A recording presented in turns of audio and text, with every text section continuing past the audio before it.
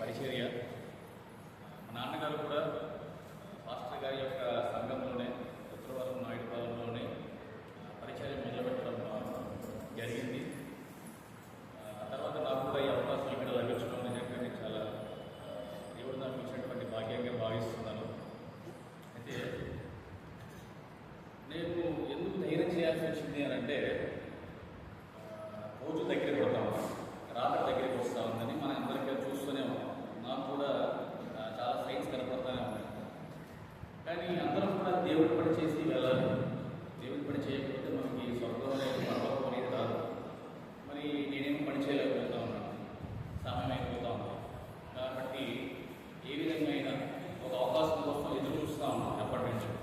అయితే పాస్టర్ గారు అంతా ఒక మీటింగ్ రావడం జరిగింది, అడగడం జరిగింది, అయ్యా ఈసారి నాన్న కోసం చెప్తావని అవకాశం ఇవ్వడం జరిగింది. మేబీ తండ్రి గారి మన పరలోక తండ్రి అయినటువంటి ఆయన ఆలోచన ఉండొచ్చు. కాబట్టి నేను ఆ మాట వినగానే లోపల ఒక రకమైనటువంటి భయం, ఆనందంతో ఏం చెప్పానంటే, కొంచెం కష్టం నేను పాస్టర్ కదా అని చెప్పాను. తర్వాత వెంటనే ఒకరోజు కూడా కాలేదు, నాకు ఆ రోజంతా కూడా కొంచెం ఇబ్బందిగానే అనిపించింది. ఎందుకు ఇలా నాకు వచ్చిన అవకాశాన్ని కూడా నేను వదులుకుంటున్నాను, దేవుడు కూడా చేయాలి, ఇదే దేవుడి మనకి ఇచ్చిన అవకాశంగా భావించాలి, దాన్ని మిస్ చేసుకోకూడదు అని చెప్పేసి ఆలోచించి వెంటనే మా అమ్మగారికి చెప్పడం జరిగిందమ్మా, నేను ఇలాగ పాస్టర్ గారికి మొదలైపోయాను, మళ్ళీ అడిగితే ఏమైనా అనుకుంటారేమో అంటే లేదని అని చెప్పేసి మాస్టర్ గారితో మాట్లాడడం జరిగింది. మాస్టర్ గారు వెంటనే ఆనందంగా యాక్సెప్ట్ చేయడం కూడా జరిగింది. సో అప్పటికైతే నేను ప్రిపేర్ అవ్వాలనుకుంటా ఉన్నాను. బాగా కూడా మంచిగా ఆయన ఒక వాక్యం చెప్పాలి అనే ఆలోచనలో ఉన్నాను. కాకపోతే కొన్ని పరిస్థితుల వల్ల డీలే అయిపోతూ వచ్చింది. తీరా చూస్తే దగ్గరికి వచ్చేసింది. కానీ ఏదైనా కానీ దేవునికి ప్రార్థన చేసుకొని నేను మొదలుపెట్టాను. నాకు తెలిసినటువంటి వాక్యం, దేవుడు నాకు తెలియజేయమని చెప్పినటువంటి వాక్యం, నేను నా జీవితంలో ఎన్నో అనుమానాలు, దేవుడితో మన యొక్క అనుబంధం అనేది ఎప్పుడు కూడా పర్సనల్గానే ఉంటుంది. నాకు వచ్చినటువంటి డౌట్స్కి దేవుడు నాకు ఆన్సర్ ఇస్తే నాకు దాని మీద నమ్మకం వస్తుంది. అదే నమ్మకం మీకు కలగాలని లేదు. సో నేను అలాగే దేవుడు ఉన్నాడు అని తెలుసుకున్నాను. దేవుడి శక్తి ఎంత గొప్పదో నేను తెలుసుకున్నాను. అది మనం ఏంటంటే మనంతట మనం దాన్ని ఆలోచిస్తాను కానీ మనకు అర్థం కాదు. కాబట్టి దేవుడు యొక్క గొప్పతనం గురించి, ఆయన యొక్క ఆలోచన గురించి, ఆయన యొక్క మాస్టర్ ప్లాన్ ఏంటి అనేది గురించి నాకు తెలిసినటువంటి కొన్ని విషయాలు మీతో పంచుకుంటాను. ముందుగా నాకు ఇచ్చినటువంటి వాక్య భాగం నా మార్కు సువార్త 15వ అధ్యాయం 34వ వచనం. యేసుక్రీస్తు వారు సిలువలో పలికినటువంటి 4వ మాట. మార్కు సువార్త 15వ అధ్యాయం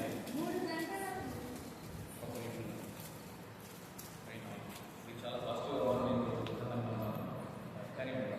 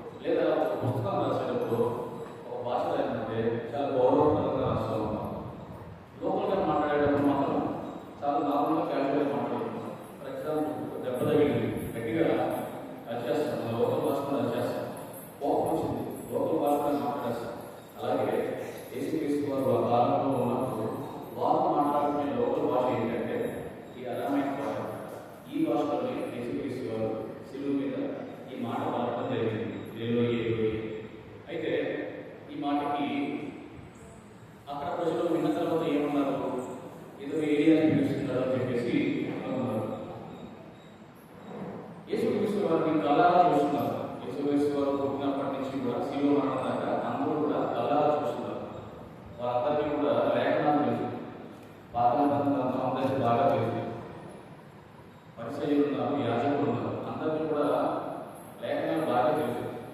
లేఖనాలలో ఎస్ఐ వస్తాడని రాసింది, ఆయన వచ్చి ఒక కన్యకి పుడతాడని రాసింది, ఆయన ఎటువంటి కార్యాలు చేస్తాడని రాసింది, ఎలా చనిపోతాడని రాసింది, ఎటువంటి బాధలు పడతాడని రాసింది. ఇవన్నీ కూడా దేవుడు రాయించి పెట్టాడు ముందుగా. ఎందుకు ఆ ప్రజలకి ఆ కుమారు ఇతనే అని చెప్పి ప్రజలు గుర్తుపడతారని చెప్పేసి రాయించి పెట్టుకున్నాడు. అలా చూస్తున్నా కూడా మనం గుర్తుపట్టలేకపోయారు. అందుకనే కదా సిలువ వేసేసారు. సిలువ వేయమని చెప్పారు. ఒకవేళ ఎక్కడైనా నమ్ముంటే సిలువ వేసేవాళ్ళు కాదు కదా. సో వాళ్ళు గుర్తుపట్టలేకపోయారు. మరి అన్ని సంవత్సరాలు అయితే అలా చూసిన వాళ్ళు గుర్తుపట్టలేకపోతే ఆయన చనిపోయి ఇప్పటికి 2000 సంవత్సరాలు అయింది. మరి ఇప్పటికీ మనం గుర్తుపట్టగలమా? అతనే జీసస్ అని చెప్పేసి, అతనే మెస్సయ్య, అతనే దైవ కుమారుడు, నిజమైన దైవ కుమారుడు అని చెప్పేసి మనం గుర్తుపట్టగలమా? గుర్తుపట్టగలమా? అందుకనే ఎందరో ఈరోజు మన ప్రభు అయినటువంటి యేసుక్రీస్తు వారికి అగేన్స్ట్గా మాట్లాడడం జరుగుతాం. ఇదంతా కూడా దేవుడి యొక్క, మన తండ్రి యొక్క దేవుడి యొక్క ప్రణాళిక. అంటే ఎవరైనా అందరూ యేసుక్రీస్తు వారు ఈ విధంగా రావాలి, మన కోసం, మన పాపాల కోసం చనిపోవాలి అని. మనం పుట్టక ముందే, మనం ఈ జగత్తే పుట్టక ముందు, సృష్టిని కలిగించక ముందే ఆయన ఆలోచనలో ఉంది అంటే మీరు నమ్ముతారా? ఒకసారి చూద్దామా? ప్రకటన గ్రంథం ఏమన్నా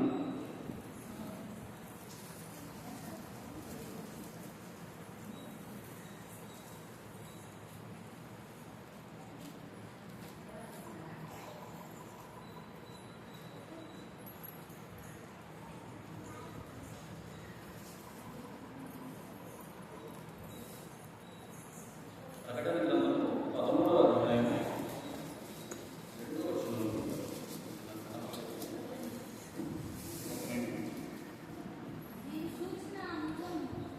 ఒక నిమిషం.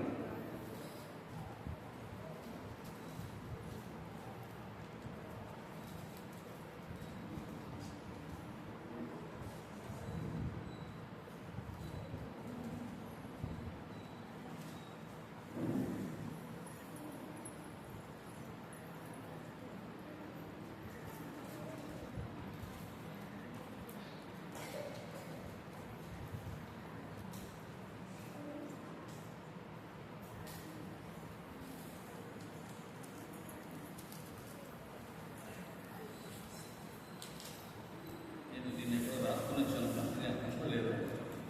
అయితే మనకి ప్రకటన గ్రంథంలో ఏమని ఉంటుందంటే 13వ అధ్యాయంలో నేను చూస్తాను, 8వ వచనం చూడమ్మా.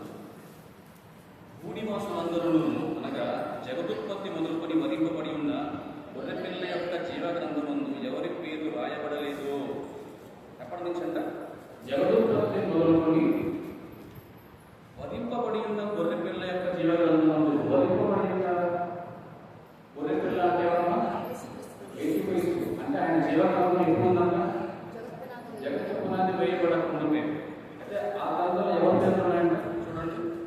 భూనివాసులందరూ అంటే జగత్తి పునాది, జగత్తు మొదలైనప్పటి నుంచి కూడా ఉన్న వాళ్ళ పేర్లన్నీ కూడా ఆ గ్రంథంలో ఆల్రెడీ లిఖించబడ్డాయంట. మరి యేసుక్రీస్తు వారు ఆదాము అవ్వల బతికి కాలం తర్వాత 4000 సంవత్సరాల తర్వాత ఈ లోకంలో వచ్చారు. మరి వాళ్ళ పేర్లు ఆ గ్రంథంలో ఉంటాయా ఉండవా? మరి రక్షణ వాళ్ళకి ఎలా వస్తుంది? ఆలోచించాలి ఎప్పుడైనా. అంటే జగత్తి మన సృష్టి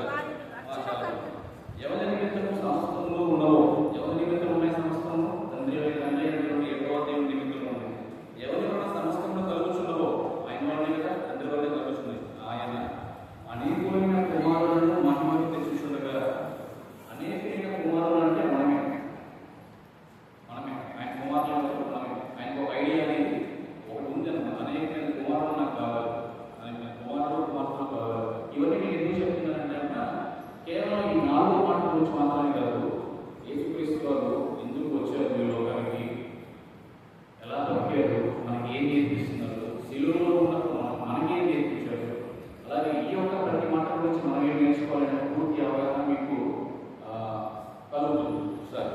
సో తండ్రి అయినటువంటి ఇక్కడ యెహోవా దేవుడి యొక్క ఆలోచన ఏంటి, మనకి అనేకమైనటువంటి కుమారులు కావాలనేటువంటిది ఆయన యొక్క ఆలోచన. ఓకే, అలాగే రోమపత్రిక 8వ అధ్యాయంలో చూడండి.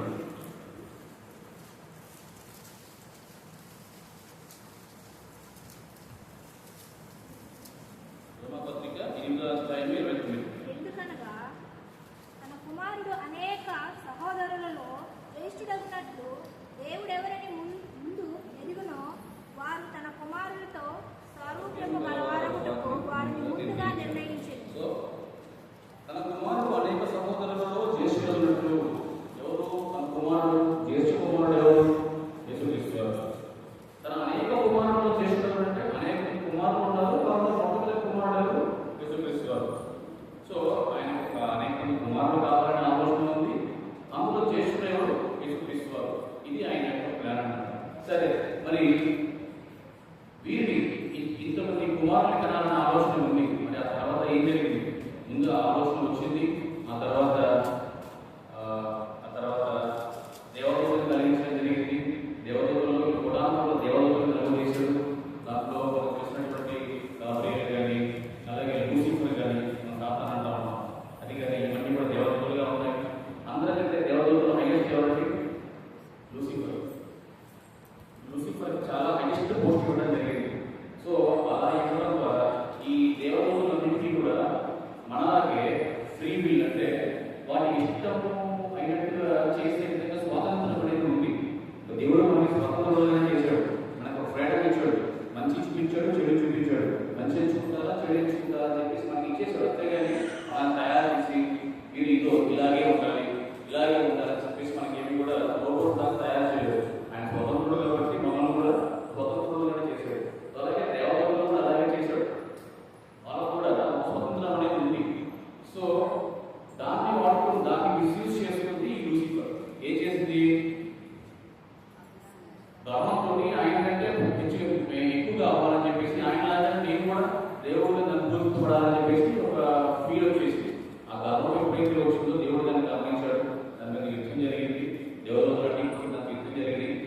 దేవదూతలు మొత్తంలో కూడా దాదాపు మూడవ వంతు అందరికీ కూడా దేవుడు పాత్రాలను పర్వతాల నుంచి పడేసి వాటన్నింటినీ కూడా ఒక చీకటి గుహలో, ఒక చీకటి బిలంలో వాటన్నింటినీ కూడా బంధించి ఉంచాడు. కొన్ని సంవత్సరాల పాటు, వేలాది సంవత్సరాల పాటు బంధించి ఉంచడం జరిగింది. ఆ తర్వాత సృష్టిని తయారు చేశాడు. స్టార్టింగ్ పాయింట్ ఎప్పుడు మనుషులు మాత్రమే, ఆయన ఆలోచన ఏంటి? కుమారులు కదా. సో ఇంత జరిగిన తర్వాత సృష్టిని తయారు చేశాడు. ఆ తర్వాత ఏం జరిగింది? సృష్టిలో తయారు చేయాలంటే మెయిన్ ఏజెంట్ మానవుడు కావాలి. మానవుడు అంటే దేవుని కుమారుడే. దేవుని కుమారుడు, రాజకుమారుడు. ఆ రాజకుమారుడు కోసం రాజు ఏం తయారు చేస్తాడు? ఒక మంచి ఇల్లు తయారు చేయాలంటే పరమానికి ఇల్లు కట్టించుకుంటాడు రాజకుమారుడు. అదే దేవుడు సృష్టికర్త ఏం తయారు చేయాలి? మన కోసం మనం ఒక భూమి తయారు చేశాడు. ఆ భూమి దాని యొక్క వాతావరణం కరెక్ట్గా ఉండాలి, దానికి లైట్ ఇలా రావాలి, దానికి చీకటి ఇలా ఉండాలి, తిరగాలని చెప్పేసి ఎంతో ముందు విశ్వాన్ని తయారు చేశాడు. ఆకాశాన్ని, అంతరిక్షాన్ని తయారు చేసి దాంట్లో రకరకాల నక్షత్రాలను పెట్టి, పెద్ద రకరకాల నక్షత్రాలను పెట్టి, ఇంకా నెబ్యులాస్ అని, ఇంకా క్లస్టర్స్ అని, ఇంకా రకరకాల బ్లాక్ హోల్స్ అని, ఇవన్నింటినీ కలర్ చేసి ఆయన యొక్క ఆ జ్ఞానాన్ని మనం వర్ణించలేము. చెప్పాలంటే ఇదంతా ఎప్పుడో బైబిల్లో దేవుడు మనకు రాసిపెట్టి ఉంచాడు. కాకపోతే ఇంత జ్ఞానం అనేది మనం పట్టించుకోవాల్సిన అవసరం లేదు. ఒకసారి చూద్దాం, కావాలంటే మీకు అర్థమవుతుంది. రోమపత్రిక తెగిందమ్మా, రోమపత్రిక 1:20. రోమపత్రిక 1:20 దాంట్లో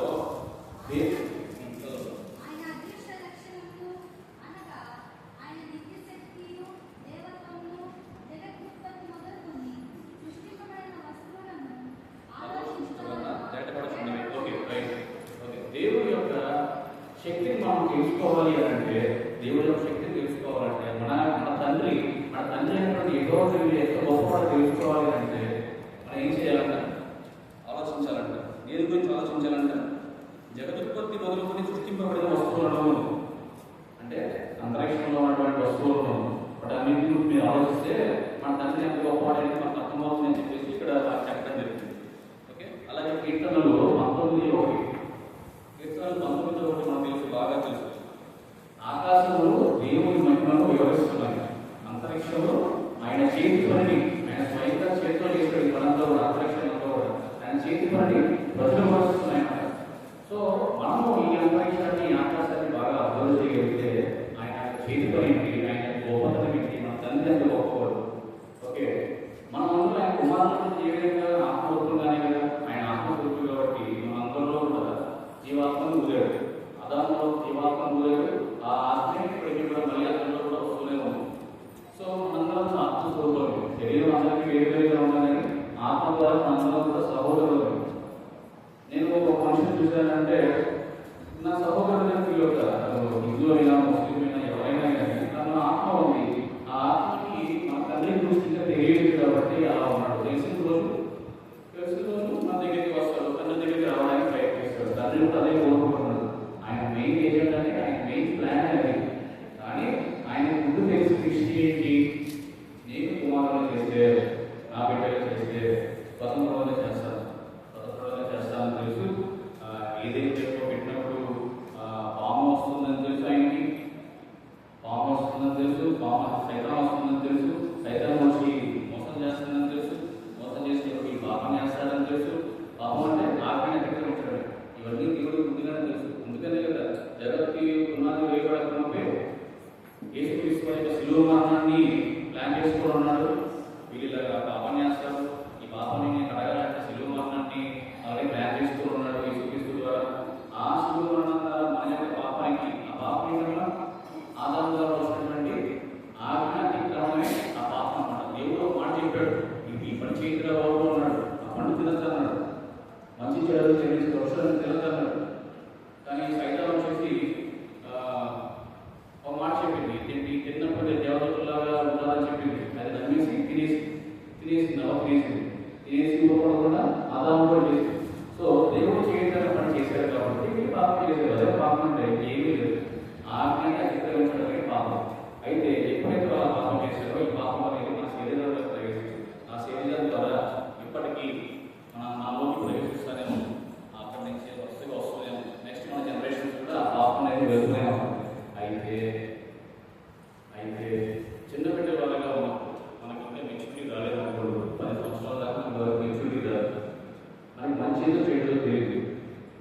మంచి చెడు తెలిసేంత వరకు వారికి ఏమైనా కానీ వాళ్ళకి ప్రాబ్లం లేదు, అవగాహన వెళ్ళిపోతారు, ఇబ్బంది లేదు. బట్ మనకు మంచి ఏంటి చెడు ఏంటి మనకు తెలిసిన తర్వాత మనం మంచి వైపు నిలబడాలి. ఎందుకంటే తండ్రి కోరుకుంటుంది అదే, నేను మంచి ఉంది చెడు ఉంది ఈ లోకంలో, కాబట్టి మీరు మంచిని ఎంచుకొని చెడుని విసర్జించాలని చెప్పేసి ఆయన యొక్క ఉద్దేశం. సో ఆ కారణంగానే ఎప్పుడైతే మన గతంలో అనుకున్నాం లూసిఫర్ని కొన్ని వేల సంవత్సరాలకు బంధించడం జరిగింది. ఆ తర్వాత కొంచెం గ్యాప్ ఇచ్చి దాన్ని విడుదల చేశాడు. లూసిఫర్ ప్రకటనలో లూసిఫర్ని ఒక వృద్ధాన్ని విడుదల చేశారు.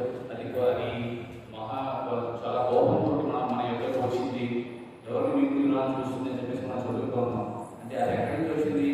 అక్కడ దాన్ని దేవుడు సృష్టి రాకముందు నుంచి ఆయన అక్కడ దాన్ని బంధించడం జరిగింది. సృష్టి చేసి మనిషిని చేసిన తర్వాత కొంచెం గ్యాప్ ఇచ్చాడు. ఎందుకంటే మనము చెడు మీద మంచిని ఎంచుకొని చెడుని జయించి ఇష్టపూర్వకంగా ఆయన తెలుసుకొని ఆయన దగ్గరికి వెళ్ళాలి అనేది ఆయన కోరుతారు. అంతేగాని అసలు చెడు లేకుండా చేసి కేవలం అక్కడ మంచిగా పెడితే అక్కడ మన గొప్పతనం ఏమవుతుంది? కాబట్టి తండ్రి అంటే దేవుడి ఆలోచన అనమాట. మనం ఏంటంటే చెడుని జయించి చేస్తారంటే మనం అక్కడికి వెళ్ళాలి. అందుకే బైబిల్లో కూడా ఉంటుంది, దానిలో కూడా ఈ యొక్క సాతాను యొక్క ఆలోచనలు జయించి రావడం అనేది మన తండ్రి అనేటువంటి ఎన్నో దేవుడి యొక్క ఆలోచన. సో ఈ విధంగా మనం ఈ ప్రకృతిని ఆలోచించడం ద్వారా మన తండ్రి యొక్క గొప్పతనం చూసాము. అలాగే ఎప్పుడైతే ఈ పాపం అనేది ప్రవేశించిందో మానవుడికి ఆధారం ద్వారా అక్కడ నుంచి ప్రతి జనరేషన్స్ నుంచి కూడా వస్తున్నాను. అయితే దేవుడు మీరు ఒకసారి గమనించి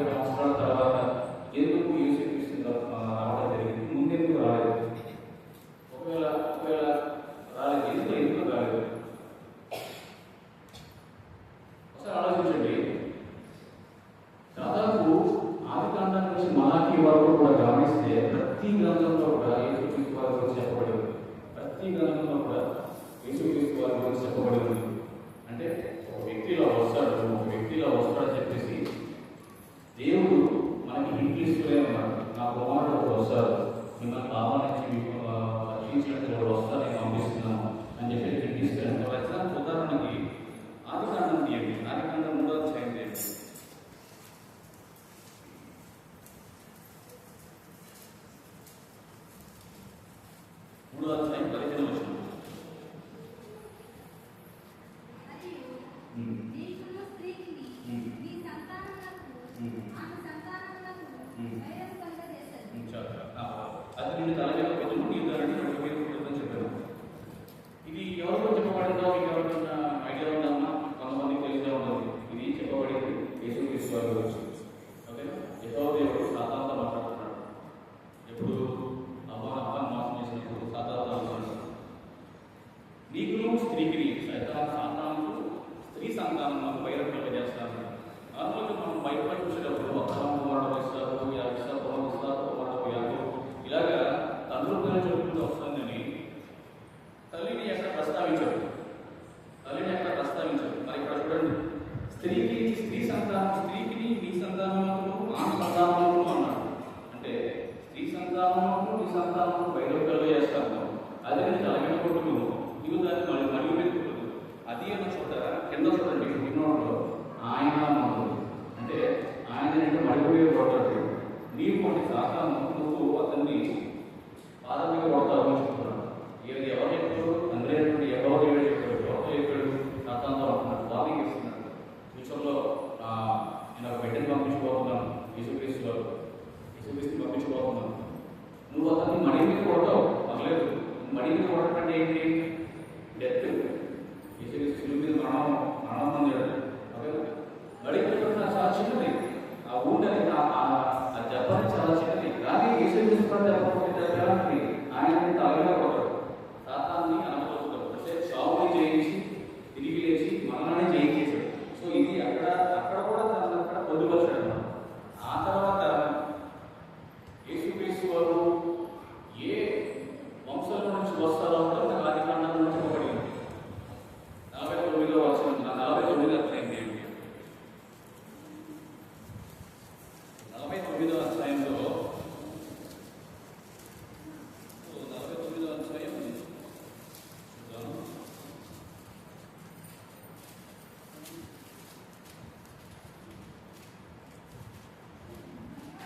ఇక్కడ శిలోకు వచ్చి కోరుకొని ఒకటి ఉందో చూడండి, ఎక్కడుందో చూడండి. శిలోకు వచ్చి వరకు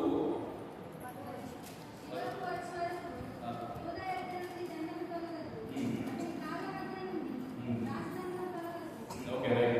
శిలోకు వచ్చి వరకు యూదా యొక్క దండం అవుతుంది. యూదా అంటే యూదా వంశస్థులు. యూదా వంశస్థులు ఎవరంటే యూదా వంశస్థులు ఎవరు వచ్చారు? రాజులు వచ్చారు. అబ్రహాము కుమారుడు ఇస్సాకు కుమారుడు యాకోబు. యాకోబుకి ఎంతమంది సంతానం అండి? 12 మంది. యాకోబు మరొక పేరేంటి? ఇజ్రాయెల్. సో ఆ 12 మంది సంతానంలో ఒక సంతానం యూదా. ఆ యూదా గోత్రం వాళ్ళందరూ కూడా దాంట్లో నుంచి రాజులు వచ్చారు. అవునా? మొదటి రాజు ఎవరు? దావీదు. ఆయన కుమారుడు సొలొమోను కాలంలో ఆలయం నిర్మించబడింది. సొలొమోను కాలంలో ఆలయం నిర్మించబడింది. అయితే ఇక్కడ చూడండి, శిలోకు వచ్చినప్పుడు యూదా దండం కలదు, అక్కడ కాలం రాజదండం కలుగుదా అన్నారు. అంటే మీ యొక్క శిలోకు వచ్చినప్పుడు శిలోకు అనే పాదం ఇక్కడ మెసేజ్ ఏసియన్ నుంచి వాడబడింది అన్నమాట. ఆయన వచ్చే వరకు యూదా వద్ద నుండి రాజదండం కలుగుదంటే అప్పుడు రాజుల యొక్క దండం చేతిలో దండం అంటున్నారు. దానికి రాజదండం చెప్తారు అంటారు. అయితే ఆ యొక్క రాజతత్వం అనేది ఎప్పటి వరకు ఉండిందంటే యేసుక్రీస్తు వచ్చిన వరకు ఉంటుందని చెప్పబడింది ఇక్కడ. కానీ చరిత్రను గమనిస్తే దావీదు నుంచి మొదలుకొని దాదాపు 400 సంవత్సరాల పాటు యూదా వంశస్థుల వాళ్ళు రాజులుగా చేయడం జరిగింది. ఆ తర్వాత బాబిలోనియన్స్ వాళ్ళు వచ్చి మొత్తం నాశనం చేసిన తర్వాత అక్కడ నుంచి రాజు అనేది రావడం ఆగిపోయింది. ఎప్పటిదాకా? మళ్ళీ యేసుక్రీస్తు వారు వచ్చేదాకా. సో యేసుక్రీస్తు వారి విషయంలో మళ్ళీ రాజు వచ్చాడు. ఆయన రాజుగా యేసుక్రీస్తు వారు రాజు. ఏ రాజ్యానికి రాజ్యం? దేవుడి రాజ్యానికి. ఆ రాజ్యం ఎవరు? మనమే కదండి. ఎవరైతే యేసుక్రీస్తుని నమ్ముకొని ఆయన దాకా జీవించాలని కోరుకుంటున్నారో వారే రాజ్యం. వారి అందరూ కలిసి దేవాలయం, వారి పెళ్లి. అవునా? సో ఇక్కడ కూడా మనకి ఆది కాకుండా మీకు 2 చూపించారు. ఇదేంటంటే ప్రతి చోట కూడా ఏంటంటే ప్రతి ఆది మనకి కూడా యేసుక్రీస్తు గురించి యెహోవా దేవుడు మాట్లాడుతూనే ఉన్నాడు ప్రవక్తల ద్వారా. ఎందుకు ఇంటిస్తున్నాడు? యేసుక్రీస్తు ద్వారా రాబోతున్నారు, నా కుమారుని పంపిస్తున్నాను, గమనించండి, గుర్తుపెట్టుకోండి అతన్ని అని చెప్పేసి ఇంటిస్తూ ఉన్నాడు. ఇవేం చెప్పకుండా యేసుక్రీస్తు వచ్చి నేను దేవుని కుమారుడిని, నేను మీ పాపాలతో ప్రాణం పడుతున్నాను అంటే ఇన్ని చెప్పిన తర్వాత వస్తే ఎవరు నమ్మలేదు. మరి ఇవన్నీ చెప్పకుండా యేసుక్రీస్తు వచ్చుంటే నమ్మేవాళ్ళు అస్సలు నమ్మేవాళ్ళు. సో కాబట్టి మనం చాలా నష్టపోతున్నాం. ఇవన్నీ మనకి ఒక బైబిల్ గ్రంథంలో ఒకే చోట కనబడుతుంది. మనం ఎన్ని తెలుసుకొని చూసుకొని ఇప్పటికైనా మనం బలపరిచి దేవుడి యొక్క మనసును అర్థం చేసుకోవాలి. దేవుడి యొక్క మనసును అర్థం చేసుకోవాలి. నిర్గమకాండంలో 12వ అధ్యాయంలో మీరు గమనిస్తే ఇశ్రాయేలీయుల్ని ఐగుప్తు నుంచి కాపాడే కార్యక్రమంలో 10వ తెగులు దేవుడు కలుగు చేసినప్పుడు 10వ తెగులు ఏంటన్నా 10వ తెగులు? మా జ్యేష్ఠ కుమారుడు చనిపోతాడు. ప్రతి ఒక్క ఇశ్రాయేలీయులు అలాగే ఐగుప్తీయులు అలాగే ఇశ్రాయేలీయులు చనిపోతాడు. కాకపోతే ఇశ్రాయేల్ కాపాడతానని చెప్పేసి ఏం చేశాడు? ఒక మేక పిల్లని ఇటువంటి మంచంలో మేక పిల్లని తీసుకుని దాన్ని వధించి ఆ రక్తాన్ని మీ యొక్క డోర్స్ మీద అప్లై చేయమని చెప్పాడు. అప్పుడు మరణం అనేది దాంట్లో మనిషిని చేయకుండా వెళ్ళిపోతాడు. ఇది దేవుడి యొక్క ప్లాన్. అయితే దాని తర్వాత ఏంటి? ఆ యొక్క వధించబడిన దాన్ని ఏ మాత్రం కూడా కాలు నిలబడకుండా దాన్ని కాల్చుకొని తర్వాత తినాలి. దీన్నే పస్కా అంటాము. అక్కడి నుంచే ఈ పస్కా పండుగ అనేది మొదలైంది. ప్రతి సంవత్సరం కూడా దీన్ని జ్ఞాపకం చేసుకోండి అని చెప్పేసి యెహోవా దేవుడు వారు మోషే గారికి చెప్పడం జరిగింది. సో అప్పటి నుంచి వాళ్ళు ఏంటి మొదలు పెట్టడం జరిగింది. అప్పుడు వాళ్ళు ఒక దాన్ని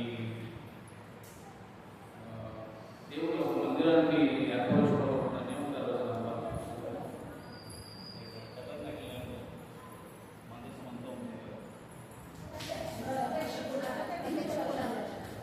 ప్రత్యక్ష గుడారాన్ని ఏర్పరచుకోవడం.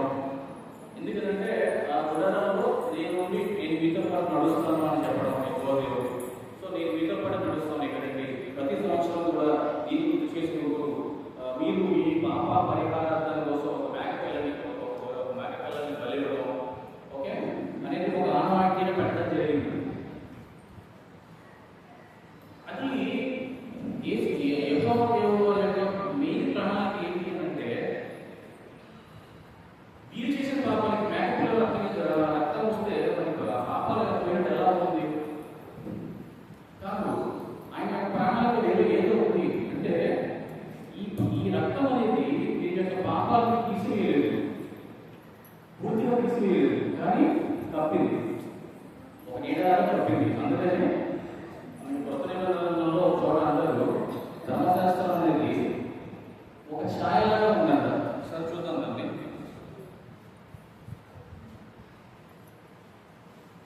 హెబ్రీ పత్రిక 10వ అధ్యాయంలో 1వ వచనం. హెబ్రీ పత్రిక 10.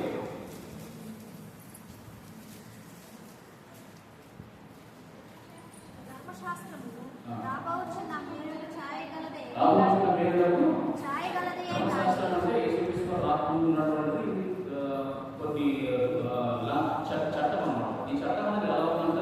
రాబో దేవులకు ఛాయలాగా ఉంది. ఒక షాడో నీడ. దేని నీడ? వచ్చే దాని యొక్క మంచి యొక్క నీడ. రాబోయే దేవుని యేసుక్రీస్తు వారి నీడ. నీడ ఎప్పుడైనా ఏం చేసింది?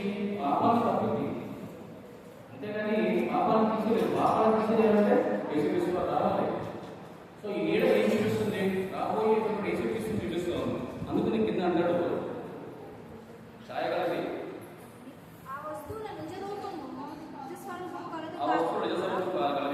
ఆ యాజకులు ఏటేటా ఎడతెగకుండా అర్పించు ఒకటే విధమైన బలులు వాటిని తెచ్చువారికి ఎన్నడూ సంపూర్ణ స్థితి కలుగు చేయనేరవు. అలాగ చేయగలిగిన ఎడల సేవించు వారు ఒక్కసారి శుద్ధపరచబడిన తరువాత వారు మనస్సాక్షికి పాప జ్ఞాప్తి ఇక ఉండదు కనుక వాటిని అర్పించడం ఎందుకు వాళ్ళకి ఆ యొక్క ఆచారం పెట్టడం జరిగింది? ఎందుకంటే వాళ్ళకి ఒక అవకాశం ఇస్తున్నారు పాపం చేయకుండా ఉండడానికి. ఎలాగా? నేను చేసిన పాపాలకి ఈ యొక్క మేకలు కలవడం ఏంటి, నేను చేసిన పాపాలకి ఈ మోగదోళన చాపడం ఏంటి, తప్పు, నేను మారదా వ్యక్తి చేయను అని చెప్పి ఒక ఆలోచన వాళ్ళకు శుద్ధి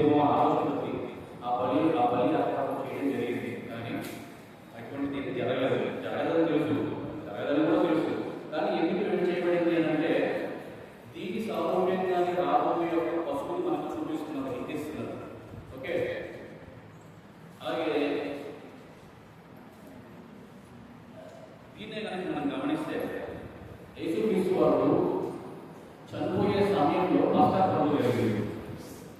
పస్కా పండుగ జరిగింది, అవునా? అంటే పస్కా పండుగ కలిగింది. పస్కా వరువులని అంటే పస్కా పశువులని ఆయన చనిపోవడం అనేది మనం గమనిస్తున్నాం. పస్కా పండుగలో ఏమవుతుంది?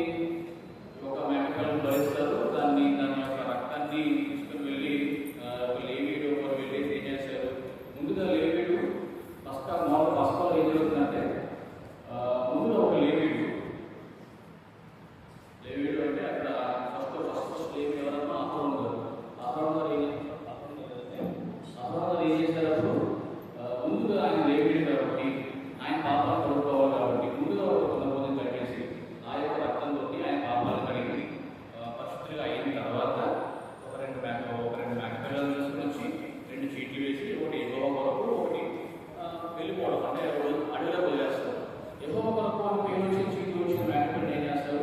కట్టేసి ఆ రక్తాన్ని తీసుకుని వెళ్ళి చిలకరిస్తారు. దేనికి మందసం మీద మనకి ఆ యొక్క వాళ్ళు దేవుడి కొరకు ఒక మందిరాన్ని పట్టుకుని దాన్ని మోసుకెళ్తూ ఉన్నారు అడవిలో 40 సంవత్సరాల పాటు. అయితే ప్రతి సంవత్సరంలో వాళ్ళు చేసుకున్నటువంటి భక్తి అనమాట.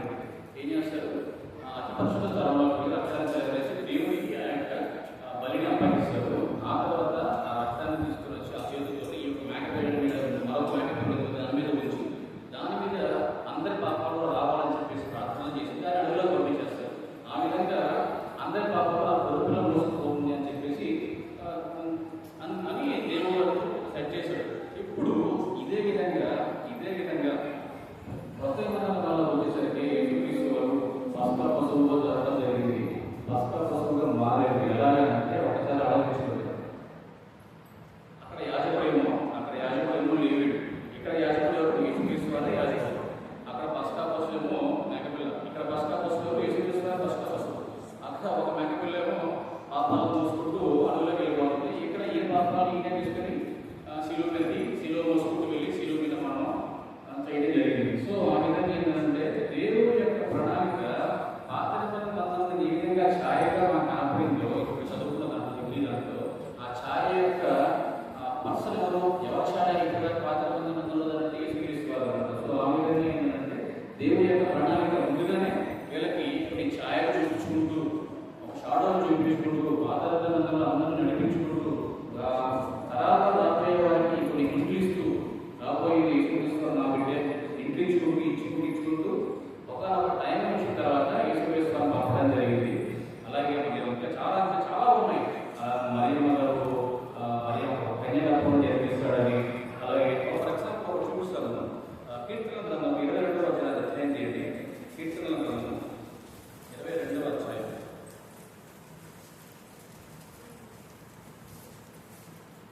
ఇందులో మొట్టమొదటి మాట చూడండి. నా దేవా నిన్ను నిలబెట్టాడు. ఇది ఎవరు రాస్తున్నారన్నా? దావీదు రాస్తున్నారు. ఎప్పుడు రాస్తున్నారు? యేసుక్రీస్తు వారు అంటే 1000 సంవత్సరాల ముందు రాస్తున్నారు. యేసుక్రీస్తు వారు అంటే 1000 సంవత్సరాల ముందు రాస్తున్నారు. నా దేవా నిల చేయబడింది. దావీదు అంటే ఆయన రాజు, యుద్ధాల్లో పాల్గొంటుంటాడు, ఎన్నో యుద్ధాలు చేస్తాడు, ఎన్నో దెబ్బలు తింటుంటాడు, ఊరుకుంటుంటాడు, గెలుస్తూ ఉంటాడు. అయితే పేదవాడు అంటే ఆయన బాధ వస్తుంది. సో బాధపడుతున్నాడు అనుకోవచ్చు. ఓకే, ఈ మాట బాధలో ఆయన చెప్పాడు అనుకోవచ్చు. ఒకవేళ యేసుక్రీస్తు రాయకైతే అనుకుంటుంది. అలాగే పక్కకు చూడండి 15వ వచనంలో నా కొరకు ఎండిపోయి చిన్నబెక్కల ఆయన నా అడుగుబడి ఉంది. 16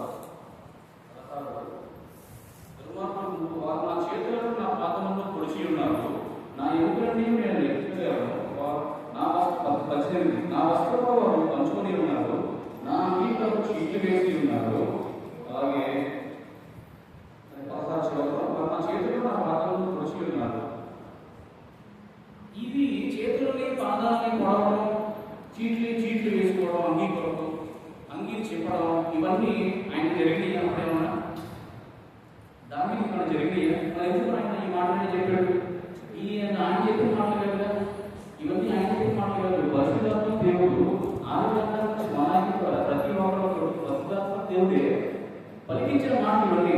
ఎందుకు పలికించాడంటే మన కోసం మనం వాటిని క్యాచ్ చేయాలి. దేవుడి ఆలోచన ఏంటి? దేవుడి ఆలోచన ఏంటి? మనకి ఏం చెప్పాలనుకుంటున్నాడు? మనల్ని ఎందుకు జాగ్రత్త పరచాలనుకుంటున్నాడు? ఎవరి నుంచి కాపాడాలనుకుంటున్నాడు? ఇవన్నీ మనం ఆలోచించాలి. వాటిని క్యాచ్ చేసి మనము ఏ విధంగా బతకాలి అని చెప్పేసి ఆలోచన ఆలోచించలేదు. కానీ మనకి ఏ విధంగా బతకాలో తెలియదు. ఇవన్నీ చేస్తున్నాం బాగానే ఉంది, మరి ఏ విధంగా బతకాలి, ఎలా బతకాలి తెలియదు. యేసుక్రీస్తు ధర్మం చూపించాడు. వచ్చినప్పటి నుంచి, పుట్టినప్పటి నుంచి, చిన్న వయసులో ఉన్నప్పుడు ఎలా ఉండాలి, పెరిగినప్పుడు ఎలా ఉండాలి, తల్లిదండ్రులతో ఎలా ఉండాలి, పెద్దయిన తర్వాత ఆయన లక్షణాలు ప్రతీదీ కూడా చూపించాడు. ఒక్క పాపం చేయలేదు, పాపను క్షమించాడు, ఎన్నోసార్లు క్షమించాడు. ఆఖరికి చనిపోయేంత వరకు తెలుగు మీద ఎంతో పెయిన్తో ఉన్నప్పుడు కూడా క్షమిస్తూనే ఉన్నాడు. క్షమించడం ఒకటైనా మనకి ఏదో చెప్తున్నాడు. ఇంకేం చెప్పాడు? చనిపోయి తిరిగి లేచి మనకేం చెప్తున్నాడు? చావు అనేది ఫైనల్ కాదు, మానవుడికి చావు అనేది ఫైనల్ కాదు, చావు తర్వాత మనకు జీవితం ఉంది అని ప్రూవ్ చేశాడు. ఎలా ప్రూవ్ చేశాడు?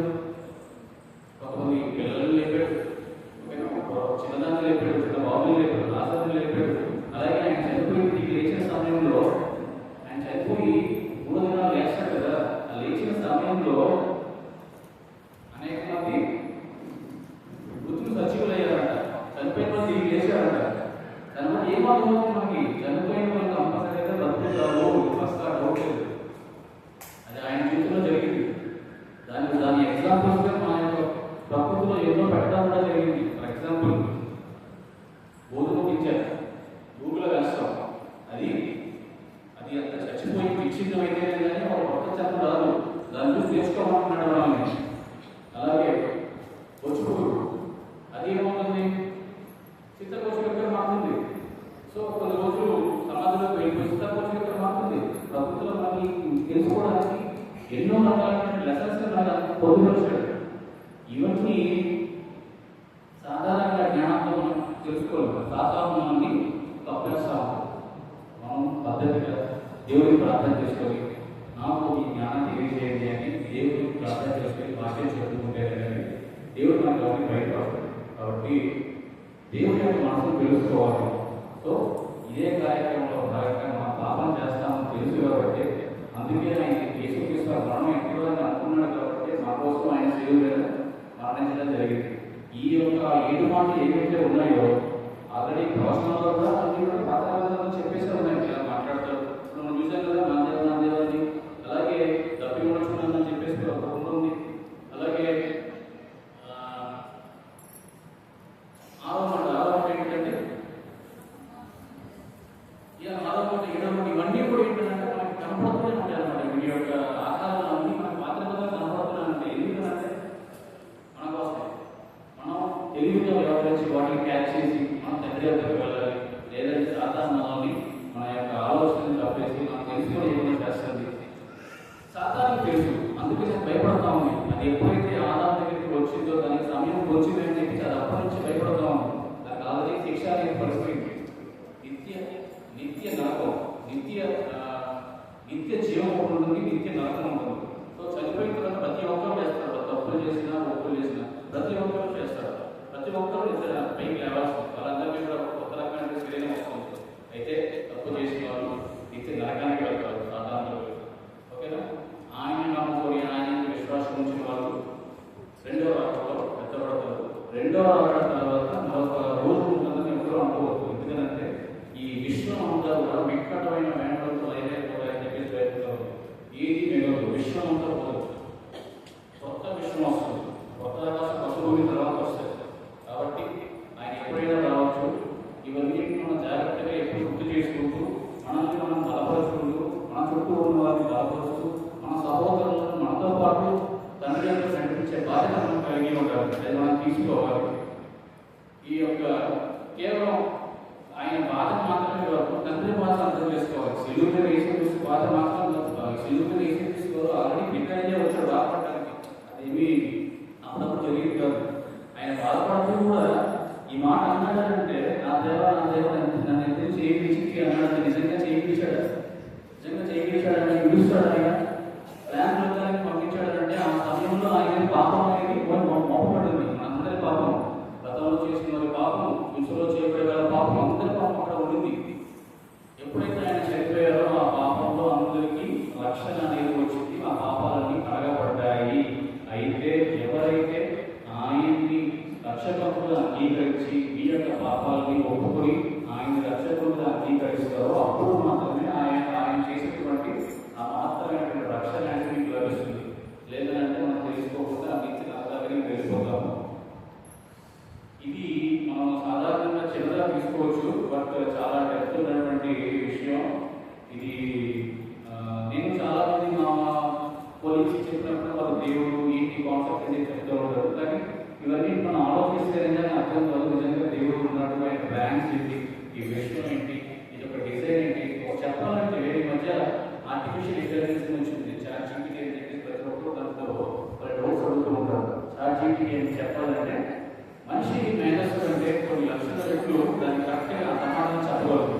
అలాంటి దాన్ని క్వశ్చన్ చేసినప్పుడు ఈ విషయం అనేది దేవుడి సృష్ట లేకపోతే దానంతటా అదే బిగ్ బ్యాంగ్ ప్రకారంగా ఫామ్ వచ్చిందా అని అడిగినప్పుడు ఆ చెప్పిన సమాధానం ఏంటి అంటే దానంతటా అదే ఫామ్ అయ్యి ఇంత పర్ఫెక్ట్గా రావాలి అని అంటే అది దాదాపు కొన్ని కోట్ల సంఘటనలో ఒకసారి జరుగుతుంది.